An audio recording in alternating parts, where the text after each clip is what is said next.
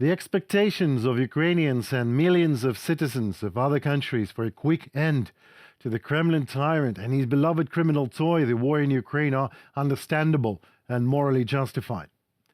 Good afternoon, this is Henry Keane on UATV English, spreading some hard truth in easy terms for the rest of the free world directly from Ukraine. However, these rumors about the Russian Soviet dictator's possible demise are intensifying and circulating for as long as several years in a row by now.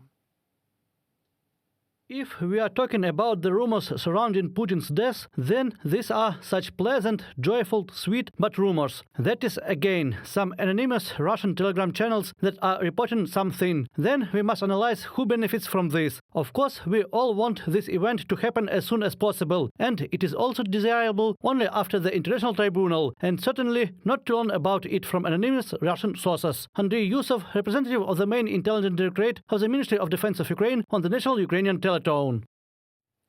The source of their distribution, as a rule, are extremely dubious resources and individuals. Why should the politicians all over the world be building their plans and political strategies based on these so-called events that never actually happen? The bare fact of such fakes appearing in global media space is nothing but a manifestation of inner struggle between different groups of influence in the Kremlin, Russia. Putin does not deserve a quiet death in the zenith of his ill power and posthumous commemoration, like it actually was exactly the case with another Soviet tyrant, Joseph Stalin. Neither does he deserve to be considered a martyr as the victim of an assassination attempt, like it was the case with Kennedy or Lincoln.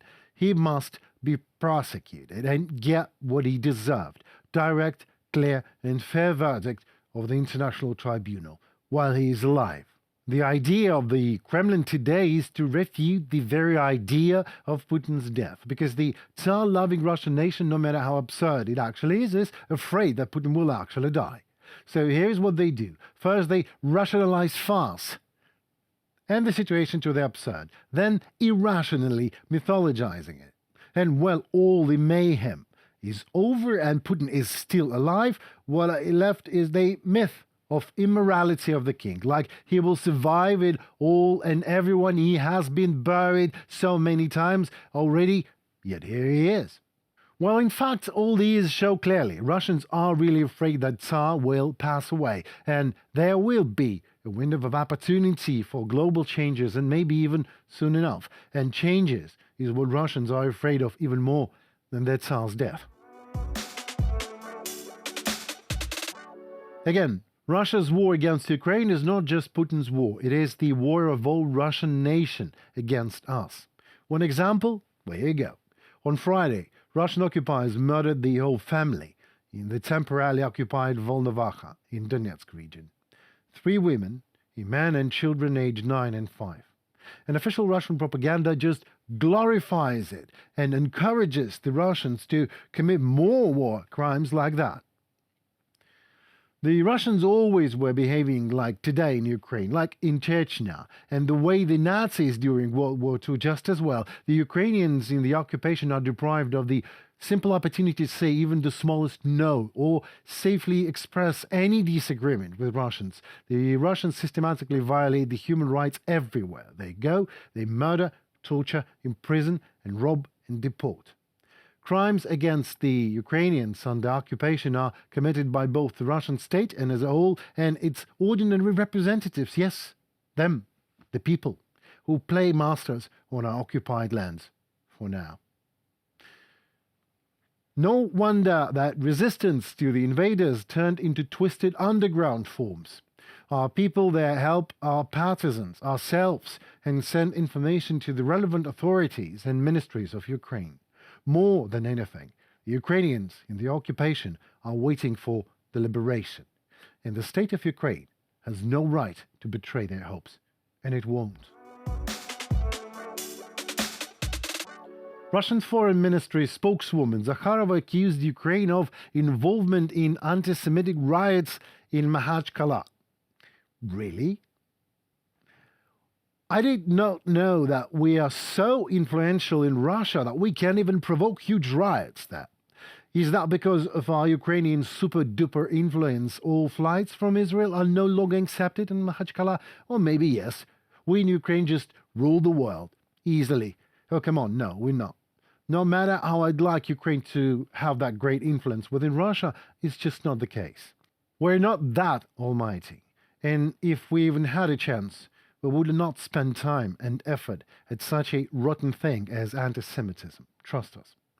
In reality, everything is much simpler. It's just that Russians, they are so chauvinistic that they were ready to run across the airfield, looking literally inside the jet engines, trying to find these mythological Jews who wanted to live on the territory of modern Russia that much that would hide in an engine or flight from Israel to Makhachkala.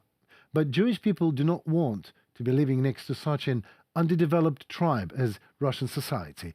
Russian special services might arrange anti-Semitic rallies to direct the protest moods in the North Caucasus into a more safe and, let's say, convenient for the Kremlin way, as anti-Semitism in Russia is an old and internal problem and habit, the source of which is the long-term and systematic propaganda of hatred towards other peoples. Moscow traditionally tries to shift responsibility for its own deeds.